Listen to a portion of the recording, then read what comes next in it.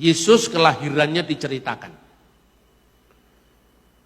Tetapi masa-masa setelah umur 12 tahun itu seolah-olah hilang sampai kira-kira umur 30 tahun.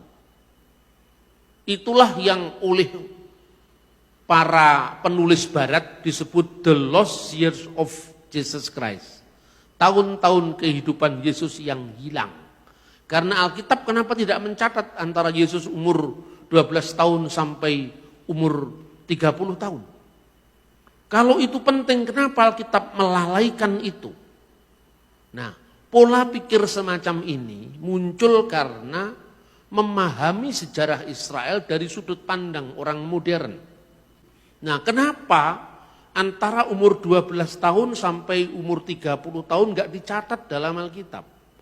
Disebutkan di dalam sebuah traktat ya. Traktat itu tulisan para rabi Yahudi yang mendokumentasikan tradisi mereka selama ribuan tahun. Traktat itu namanya Pirkei Avot. Pirkei Avot itu artinya the ethics of the fathers. Jadi etika para bapak bangsa nomornya 21. Jadi Pirkei Avot 21. Itu disebutkan bagaimana urutan-urutan kehidupan orang Yahudi. Disebutkan Ben Hames Shanim La Mikra, pada usia 5 tahun orang Yahudi harus belajar kitab suci. Mulai dari baca hurufnya umur 5 tahun itu. Alef, Bet, Gimel, Dalet itu umur 5 tahun. Makanya disebut Ben Hames Shanim La Mikra. Mikra itu artinya seluruh kitab suci. Tapi dari dasarnya dulu. Lalu pada umur 10 tahun Ben Esher La Misnah, belajar Misnah lebih dalam lagi. Ya, misalnya. Kemudian pada usia ya ini 13 tahun di zaman Yesus usia 12 tahun Ben Hames Esreh La Talmud. Jadi pada usia 15 tahun dia belajar Talmud. Tapi sebelumnya pada usia 13 tahun belajar hukum. Jadi menjadi anak hukum, misfot, bar miswah. Ketika umur 12 tahun itu mereka naik ke Bema, naik ke tempat yang lebih tinggi. Disitulah dia menerima hukum Taurat. Nah, karena untuk bar miswah itulah Yesus dibawa oleh Bunda Maria dan Yusuf ke bait suci. Karena sejak umur itu Yesus menerima hukum Taurat. Karena Yesus secara manusia sebagai orang Yahudi baru kemudian tadi yang saya sampaikan pada umur 15 tahun belajar Talmud. Ben Hames Esreh La Talmud. Talmud itu tadi termasuk Torah lisan tadi, termasuk buku yang kita baca ini. Kemudian Ben Shemoneh Esreh La Kupah. Pada umur 18 tahun usia untuk kanopi itu kanopi pernikahan. Usia 18 tahun itu orang Yahudi biasanya usia minimum untuk dia menikah. Umur 18 tahun. Baru kemudian umur 20 tahun Ben Esrim Lirdov.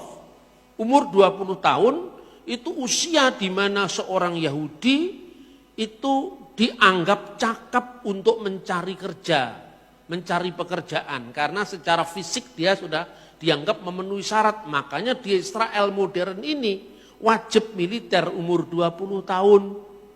Jadi ini punya tradisi, punya kebudayaan yang sangat kuat dari zaman dulu sampai sekarang. Kemudian setelah umur 20 tahun, umur 30 tahun baru muncul Ben Shelosim Lakoa. Pada umur 30 tahun dia dianggap usia yang memiliki kekuatan. Ya usia 30 tahun. Kemudian berikutnya lagi Ben Arbaim Labinah. Pada umur 40 tahun itu usia bijaksana. Kenapa umur 30 tahun disebut sebagai usia kuat secara fisik maupun psikis? Makanya seorang Yahudi boleh mengajar di depan umum sekitar 30 tahun. Sebelum itu tidak boleh muncul, umur 20 tahun ngajar nggak boleh. Umur 30 tahun dia boleh ngajar di depan umum. Itu ketentuan dari kebudayaan orang Yahudi. Umur 40 tahun dia disebut sebagai usia untuk binah, bijaksana.